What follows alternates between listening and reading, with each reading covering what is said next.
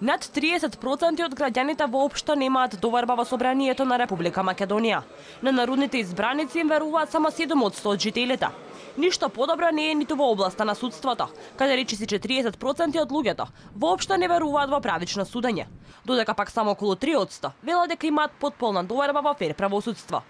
Резултатите кои што ги анализираме веќе трета година поред покажуваат за жал дека се намалува довербата во институциите генерално во земјата. Најниска е довербата во судството. Овие две институции не се исклучок за пад на довербата.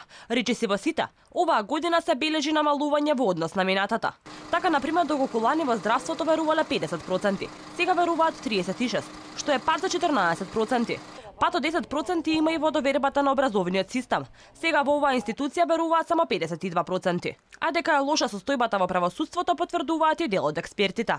Бидејќи вакво какво што е јавното обвинителство, исто така не може да одговори на потребите кои што ги имаат граѓаните. Едноставно, ако сакате да воспоставите контакт со јавниот обвинител денес во Скопје, ако не го познавате јавниот обвинител, вие не може да допрете до него.